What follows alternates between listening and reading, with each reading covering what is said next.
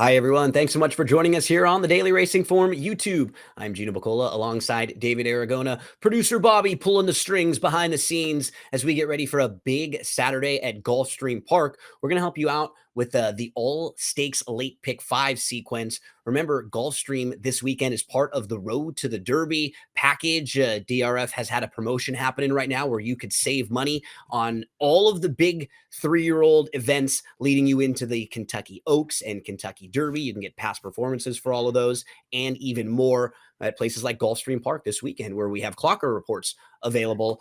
We can head on out to Gulfstream Park in just a moment. David, we're going to have a pick 5 strategy video. I believe we have a couple more of these this weekend because we have big days at Oaklawn Park. We have a big day here at Gulfstream Park. What we've been doing with these over the last month or so is kind of going through the process that I think a lot of horse players go through, right? In each race, how are you going to use horses? Who do you like? Who do you want to use in some way, shape, or form? How many tickets are you going to use them on? Can you categorize them and put them into the horses that you really like the most?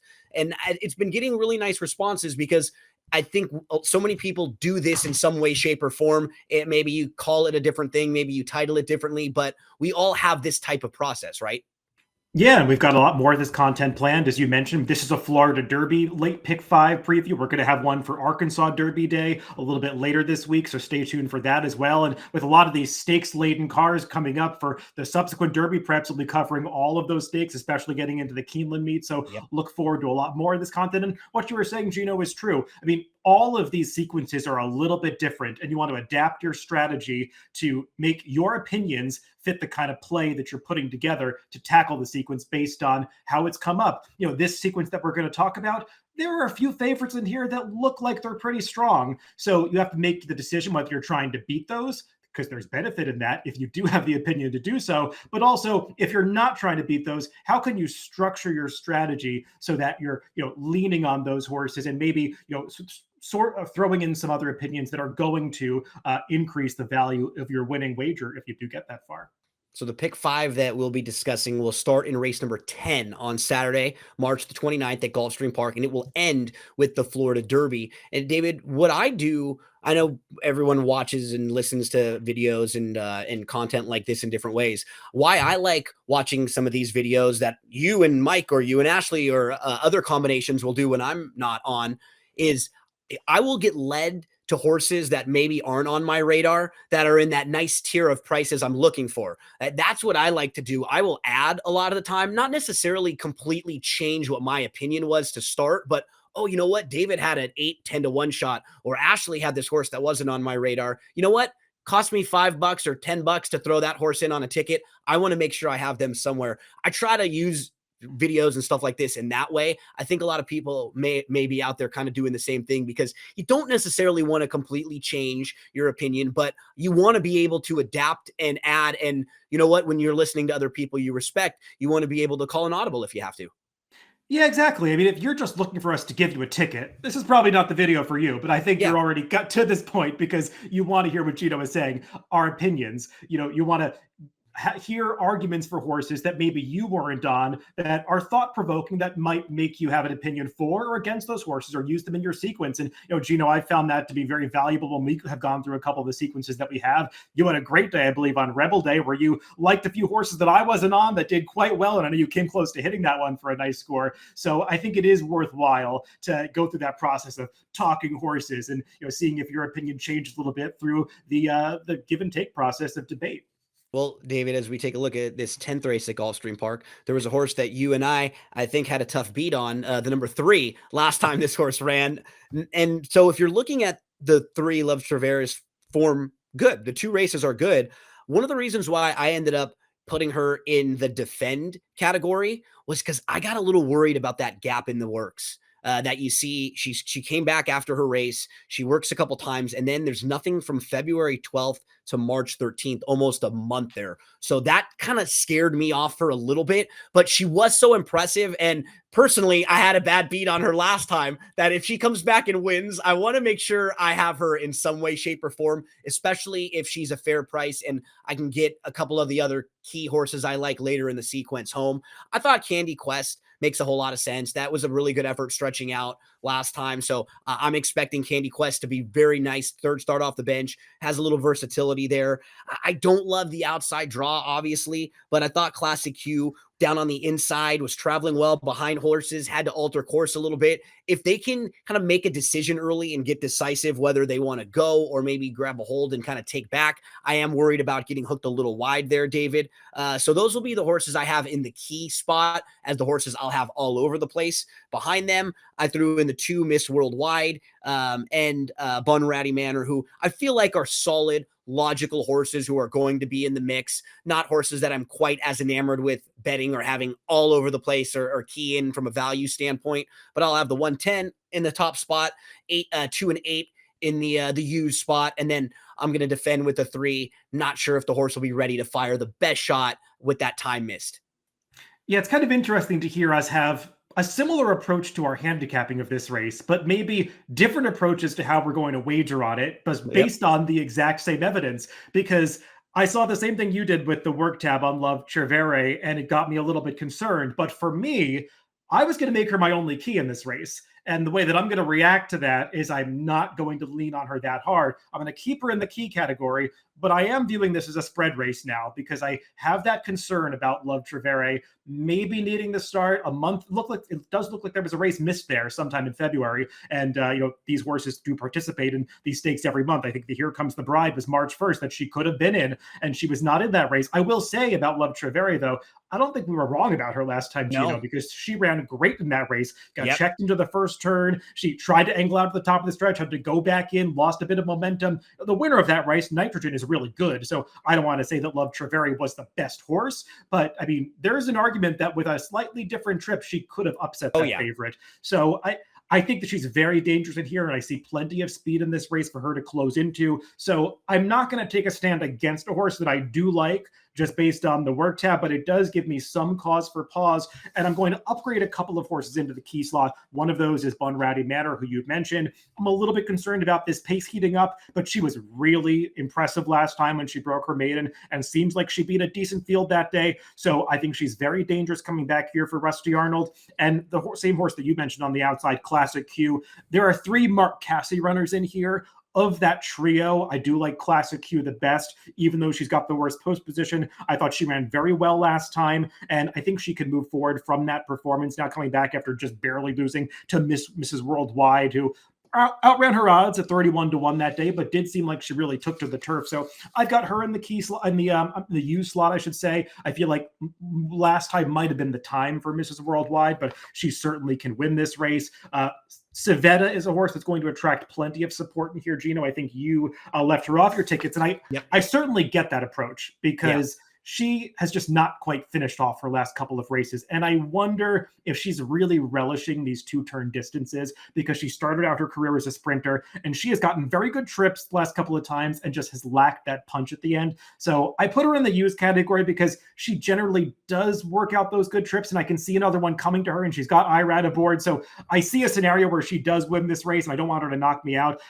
But the bottom line for me is this is a spread race. I had trouble really landing on opinions that I felt great about, and I feel much more comfortable narrowing down future races in this sequence. Yeah, Savetta, kind of what you were hitting on, right? I do think she will enjoy cutting back a little bit, right? That will help her. I do just wonder if she was one of those horses that might have been a little precocious too, maybe a little bit ahead of everyone, and they've kind of caught up to her now because she did get a couple really nice trips, in particular one where she loomed up, looked like she was going to have every opportunity and just couldn't finish with 3 or 4 other horses there late in the race. So yeah, I'll try to go against Savetta at a shortish price here, expecting that this one will take some of that money with IRAD aboard.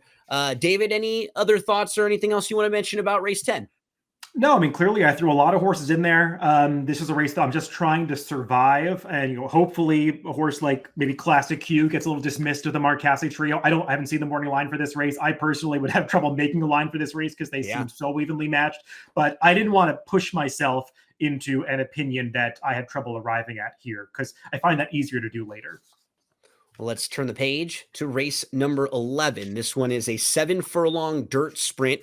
It's the Army Mule, $165,000 stakes up for grabs here for this one.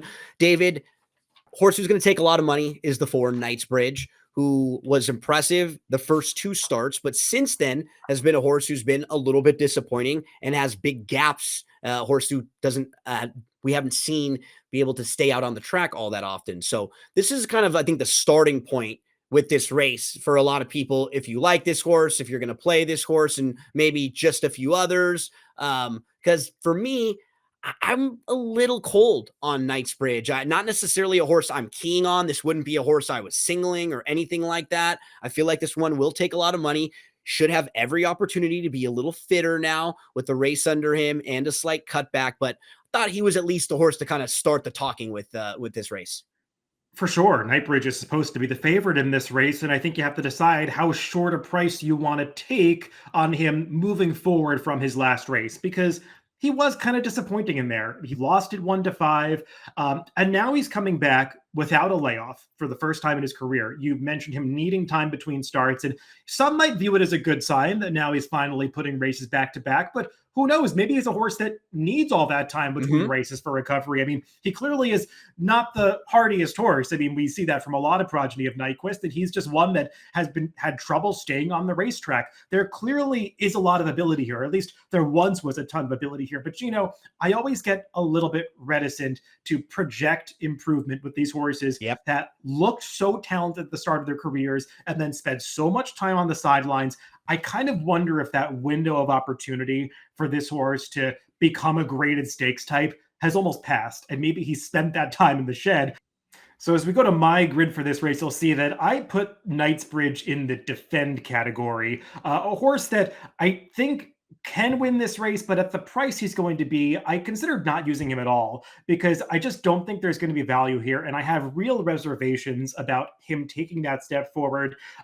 Gino, watching the last race, he looked to me like a horse that just hadn't quite gone on physically. I mean, he was run down by Inveigled, and Inveigled kind of towered over him. And I've got Inveigled in there, the number 8 horse, but he was 14-1 last time. Kind of feels a little bit like that was the time to have him, and now he's going to be a shorter price here, even though he's second off the layoff as well. I just ultimately wasn't that strong on that race as a whole, and I think we're going to agree here, Gino, as I went through this field and got to the number 9, Play Me a 2, and he just seems to fit this race really well from a class perspective. I know he's done most of his running on the synthetic surface up at Woodbine and then last time at Turfway, but his one dirt race in the Mr. Prospector, that was a way better field than this. And I'll let you comment on this, but I don't think he was disgraced at all finishing 5th.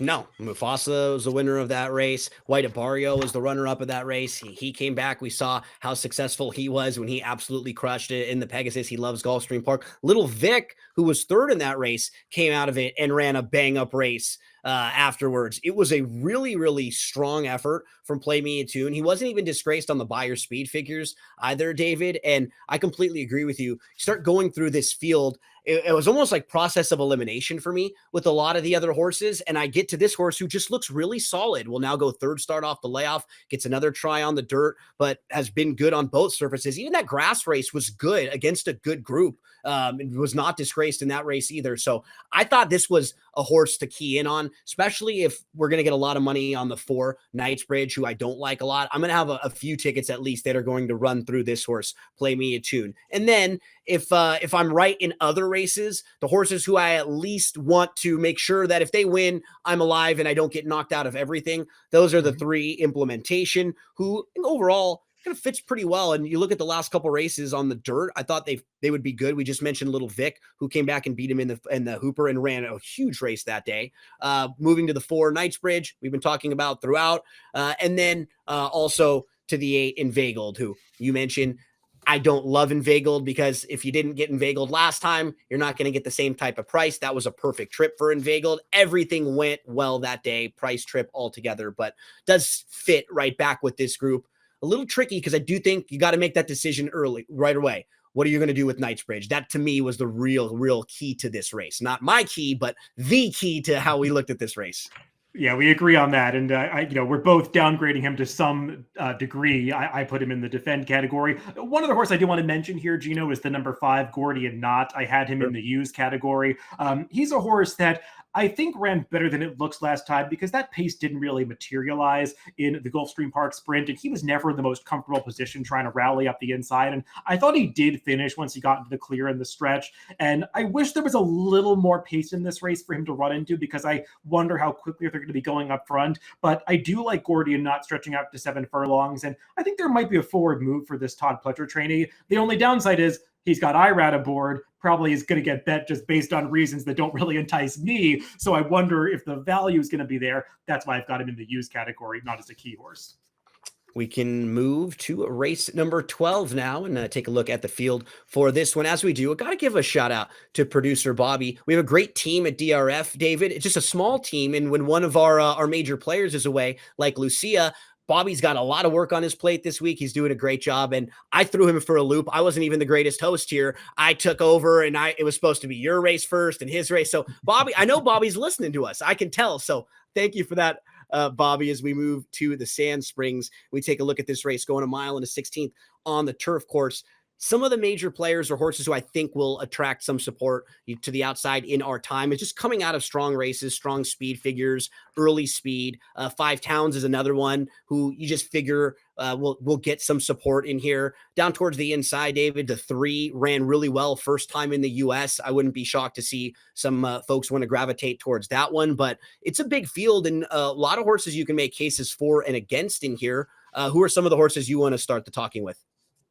Yeah, I mean, In Our Time kind of is the horse to start the conversation with, because she's just run so well against some tougher company in her recent starts. But it's kind of interesting. I mean, you look how many horses are in this race. Safi Joseph entered 4 of them, and the one that seems like it's his best shot because the field is so large got drawn all the way out in post 12. So I don't know if he really did himself any favors by entering a quartet of horses. And we'll see if they all end up running in here, because it does seem like there are a few that are overmatched. But as it's drawn, there is plenty of speed signed on Gino, and that's not the best thing for In Our Time. And furthermore, she's been ridden by Edwin Gonzalez in her last few races, and now he's off and moving over to a different speed horse, an Ocean Club. And I wonder if that was a decision by the connections of In Our Time, who you would imagine would have been the top choice. She did kind of run off on the front end last time, going what some might consider to be unreasonably fast, but that's kind of her running style. She likes to go fast up front, and she's run her best races that day. So I don't know if Tyler Gaffalione is going to be under instructions to not be as aggressive, or why there was a change, but that kind of left me with just some reservations about keying on In Our Time in this race. So we can go to my grid. I've got her in the used category, and there were 2 horses that really interested me here.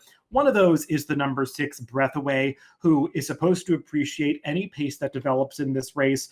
She is a horse that 2 back, I should say, in the Suwannee River, just did not get a good trip. She was wide every step of the way, really might have run the best race, given that she only lost by a length and a half, because she covered so much more ground than the horses that were successful. And she faced a really good one last time when she tried the Endeavor running behind Saffron Moon. I think this is a slight step down in class for her, and she's run very well at Gulfstream before, so I think she makes a lot of sense. And my other key horse is one of those Safi Joseph runners, who might be the second shortest price among those, the number 1, Moving On Up. She is moving on up in class. This is going to be a real test for her from that standpoint, but she was very impressive last time. Got a good trip in winning that allowance race, but I really liked the way that she accelerated between horses and finished that race off. And I go back to her 3-year-old season. They threw her in some tough spots that I think maybe she wasn't quite ready for at the time, but she's kept improving. She got the confidence builder last time. She's drawn very well towards the inside, which is not the case for a lot of the contenders in this race. So she's one that I found myself ultimately upgrading.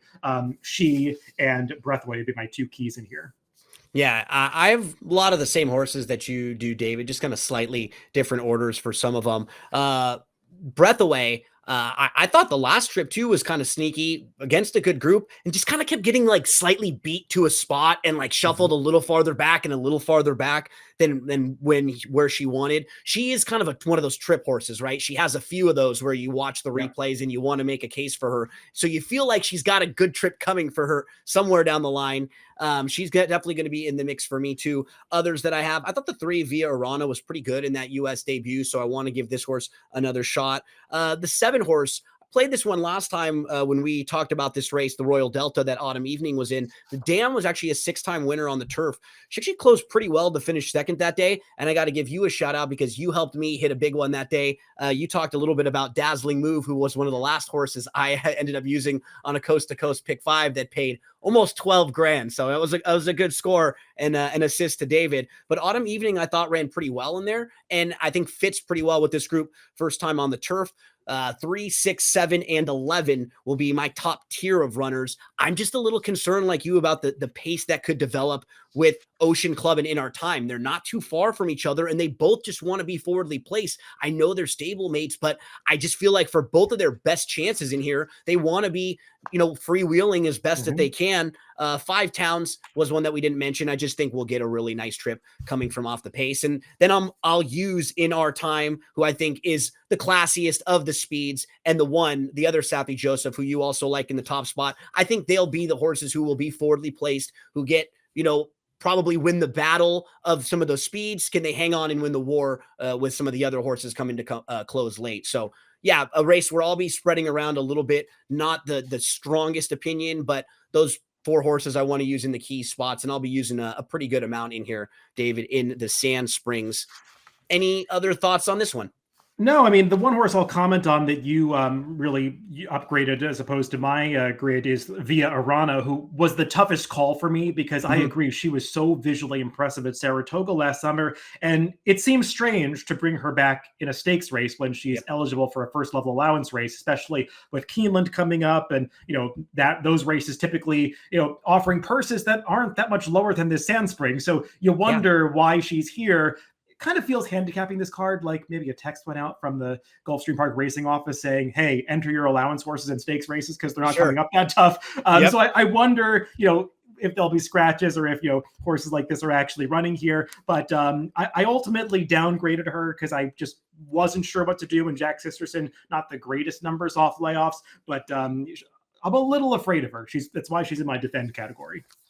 So there's a look at race number 12 as we lead you into race number 13 on the Saturday card at Gulfstream Park. This one is the Appleton, a mile on the turf course, $165,000 up for grabs here. We have 4-year-olds and up. And David, looking at this group in particular, I think some of the horses that'll take a lot of money. The number 9, Major Dude, just feels like a great spot for him. Some class relief. His form really makes a lot of sense when you look at it. It seems like every time he'll get in good form, he'll string together a couple of good races, and then the connections will always, and I think rightfully so, say, hey, let's take a shot against a little bit better. And he seems overmatched whenever he kind of steps up and faces the tip top. But this is certainly a group that's well within his scope. So I thought starting with him and kind of what you're going to do with Major Dude. Yeah, this race is not the tip top of the turf division currently. No. It's an 11 horse field, but when you start to go through this race, there are maybe 3 real stakes horses in this field. I mean, obviously the 2 with accomplishments are Major Dude and Ice Chocolat, and Major Dude just has a huge recency edge over Ice Chocolat, who we have not seen since June of last year on Belmont Stakes Day when he wired the field in the poker. And this just feels like a great spot for Major Dude. Really, it's just up to Irad Ortiz to work out a trip for him in this large field that's comprised of some runners who probably don't belong in this race. So as long as he doesn't find trouble and we can go to my grid, I just think he's super likely to win. I wish I could be against a horse like this, Gino, because I just think that he's going to be a single or a heavy lean for a lot of players in this sequence, and horses like that generally are bad value. I just don't know where I'm supposed to find the value in this race because I couldn't really latch on. You don't want to waste it if you can't find it, right? That's the thing. I don't want to push myself towards an opinion that I don't hold. And, I don't love to give out positive stats on super short prices, but I was kind of thinking to myself, when Todd Pletcher and Irad team up in Gulfstream Stakes races, doesn't it seem like they just always win? And I looked up some stats in Formulator, and it's true. They win at well over a 50% rate, especially with horses that get bet down to this, to favoritism like this. I just think this horse is super likely to show up in this race based on the recent form. He makes so much sense, and to me, if I'm right about him, it's just not a sequence that's going to pay big balloons, and I don't want to construct a ticket that's going after a score like that if I Yep. don't think that's likely to be the way it plays out. Yeah, that's another thing that we have to do when we map out our tickets, right? What is this thing going to pay? Is it worth it for me to use 3 extra horses in this race or not? If I'm A, B, C, and I think those are strong, should I really use D, E, and F choices, right, in each race? So again, make sure you're just thinking about these things. A lot of it's like logical stuff, but Mhm. sometimes we're in such a rush, or you haven't just given yourself a time to just let your brain kind of work the process out.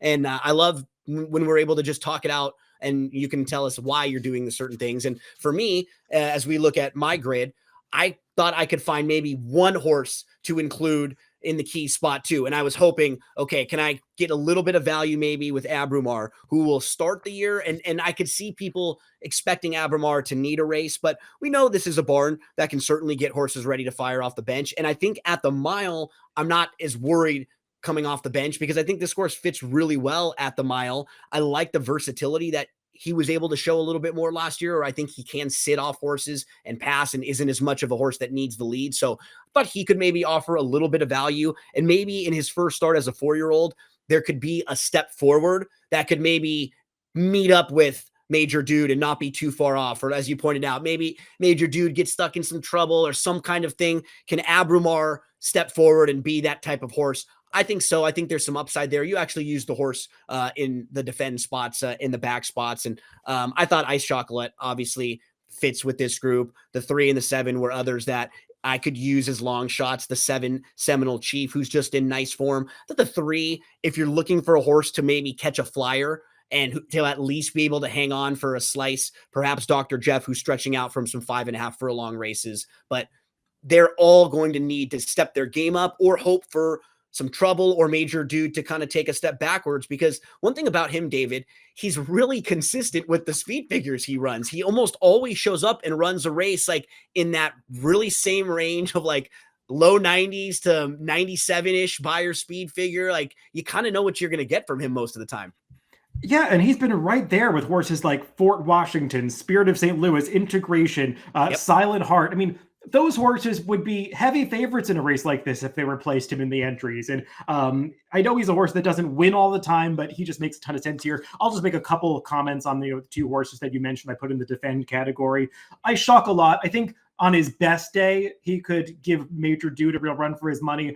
I just wonder about the layout because he was entered, I think 3 weeks ago in an allowance race that got rained onto the Tapeta, and Mark Cassidy elected to scratch him. And now he's showing up here instead. So this was not the first choice comeback for Ice Chocolat. And I did consider upgrading Abrumar for all the reasons you said, Gino. I just never liked this horse last year. I thought he got good trips and was just okay. And I couldn't quite bring myself to upgrade him to the user key category. So I've got him as a defend horse. So lots of similarities for some of the horses that we'll be leaning on there as we turn the page to the main event, the Florida Derby. Kentucky Derby points are up for grabs. David, as we record this on Wednesday, you have just recorded the most recent Derby watch, I believe, right? We have. It'll be premiering at 5 p.m. on Wednesday, which will probably before this video gets posted on the YouTube channel, so that doesn't do you any favors, but definitely check it out because Sovereignty is currently second on that top 20 list that Brad Free and I put together, and he's looking to solidify his status as one of the early Derby favorites in this Florida Derby. That's exactly where I was going to ask you. It's almost like you've done one of these before, David. So, yeah, he's definitely on that tip top list of the contenders right now for the Derby. And he won a race last time when he probably wasn't even at his best. Some of us were trying to beat him, thinking he might need a race or two coming off the bench, but he got a good setup, but he did run down a horse who had some clearance late. It was a really nice effort from him. He's drawn to the outside here. And now he really doesn't need to win this race, especially with his running style. He's the type of horse who does need a little bit of help up front or does take a little while to get going. So while I respect him a whole heck of a lot against this group, I don't know if he's head and shoulders above everyone else horse that, nobody else can win this race, David. The one to me that feels just really interesting, and I think you agree, is the number 9, Tappan Street. He just feels like a horse who is so lightly raced, Both of his races were very good. His second start in his career was the first time going long. He just was a little wide and he moved a little bit early, and he got ran down by a horse who was good at the time and who just had more experience and had more of a fitness edge on him. And Brad Cox elected not to run in the Fountain of Youth, and they've just been working with this horse in the morning, like steadily working. And all along, it's felt like Brad Cox is kind of like this one, I think, the most, or very close to the most of his 3-year-olds. I'm just expecting a big effort from him in this race. I think this is almost like his Derby. He needs to run really well in here. He needs to get the points to get in. I think he's going to fire a big one, Tappan Street. I made him my key, and I think you can talk about him too, and we can pull up the grids in a moment, but I think we were both kind of leaning towards the outside. Yeah, we can go to my grid for this race first. And I considered making, I'm going to call him Tappan Street. Our producer, Bobby, tells me every time that it's Tappan Street. There we go. Apparently the connections have said so too. So Bobby was right from the start. I get things stuck in my head, and then I'm just saying them over and over. So please correct me anytime. So I considered making him my only key horse and downgrading Sovereignty to a use, potentially to make my strategy even more affordable for a sequence that I didn't want to spend so much money on.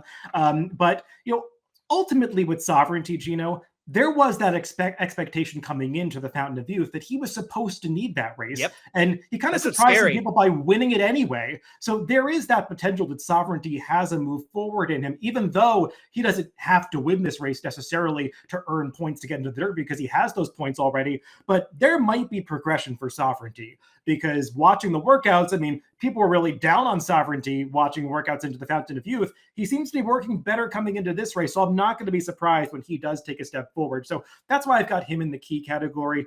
We should note Manny Franco's riding him. There was a late jockey switch from Junior Alvarado, who did, I believe, fracture his collarbone. Hopefully Junior's back in time for the Kentucky Derby, but just did want to note that might be uncertainty for some people on a horse that is going to be a short price. But as far as Tappan Street goes, I agree with everything you said. I thought he ran really well in the Holy Bull first 2-turn test. He was wide and still battled onto the wire. I know some people might downgrade the race because Burnham Square came back to disappoint.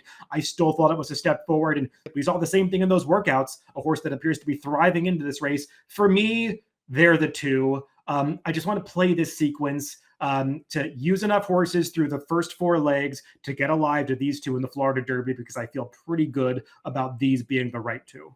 Yeah. And when we move to my grid, it does look like there's probably going to be 4 horses that take a lot of money in this race. That kind of that tier where we have Disruptor, you're going to have Mattakit Road, Tappan Street. There we go. I'm working on it. And Sovereignty. So I think of those 4, if they're not all separated by a whole heck of a lot, I do think Sovereignty will be the favorite. But I think those 4 take the money.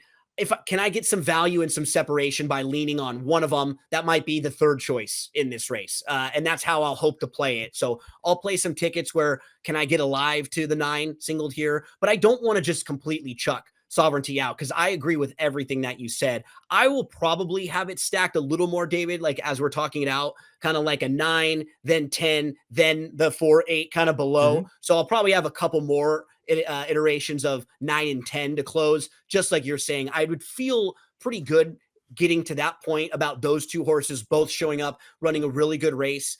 Maybe Tappan Street getting the jump on Sovereignty in this one. And if not, Sovereignty could just be the real deal. Like his last couple performances are very good. When he left last year and he went to the bench, that win was one of the better races for the age group at the time. And then when he returned off the layoff, his victory was again one of the better for the group at the time. So he's been right towards the top, David. So as much as I think maybe the value won't be there this weekend, I don't really have very many knocks on him overall as a horse. I'm just hoping it's perhaps the day for Tappan Street to kind of get the better of the value. And if I can get in the 7-2 above range on him, 7-2 to 5-1, I'm fine with something in that range.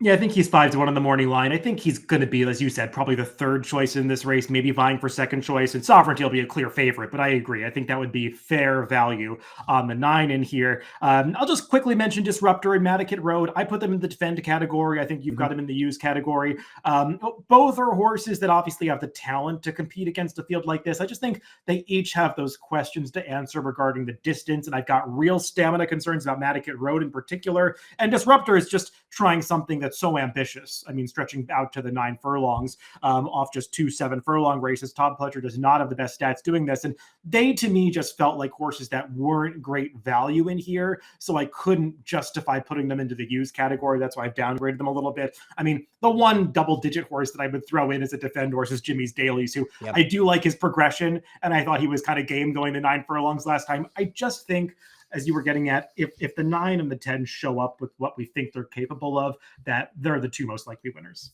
So we can take a look at the full grids now and see how overall it looks if we're gonna put together some tickets. Remember, this isn't an exact ticket. We're not going to be using each of these horses and every horse in every race, but we can build around some of the key horses that we have. Some 9s in there in the key spots for both of us, I think, on the grids, David. And I've been waiting and kind of hoping for Tapan Street. You know, I think for all of us, we're always looking for like the moment or the feeling where we go, oh, that's my Derby horse. So, you know, some years you'll kind of get warm to a couple horses. He was the one early on that when he won, I perked up and went, okay, I'm going to be watching him and kind of waiting. And I picked him in a couple fantasy horse racing leagues that I'm in. So I'm kind of hoping for a big performance, at least one that gets him into the Derby. And I think he's going to show up with one here. So I'll probably play a ticket or two leaning on him and then and Sovereignty in the end. But here's a look at how I've put this all together.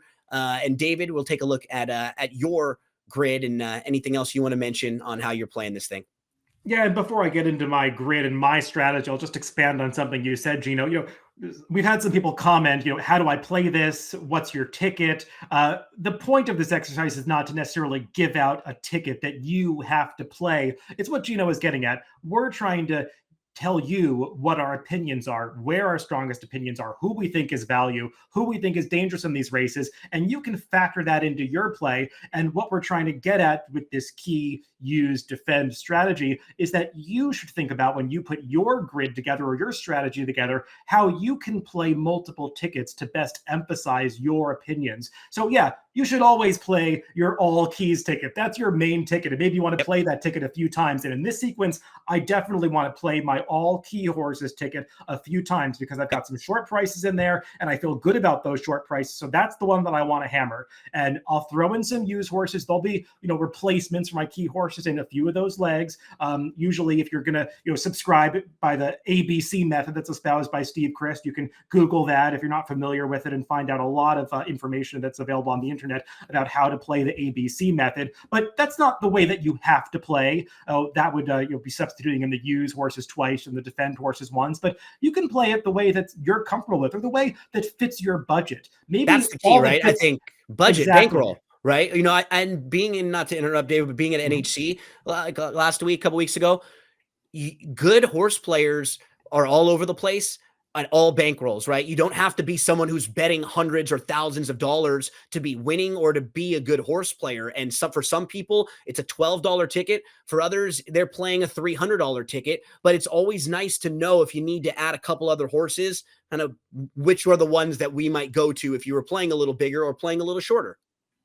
Exactly. And if you're somebody who's going to only spend $12 on this pick 5, well, go ahead, play my key ticket. That's going to cost that much money for $1. But I mean, if your budget is $100, $200 and you're looking to invest that amount of money in this sequence, then you can start to play with strategies like this, use and defend or ABC, and start to come up with strategies that you're sending most of your money through your strongest opinions or those opinions that you think are going to increase the value of your wager the most. That's the point of this exercise. So with that said, kind of get into my opinions here. I mean, we already covered the Florida Derby. I think that's fresh in our minds. If I can get alive to those 2 horses that I like in there, I'd be happy. The first leg is a spread for me. I'm really hoping we can be right about Play Me a Tune in that 11th race because I don't think he's going to be favored. And I think there's going to be some value in beating Knightsbridge there. I'd be happy to get home either of my key horses in the 12th race, the Sand Springs, because I think that In Our Time is going to be the favorite there. And well, I've got her in the used category. I think there could be a little value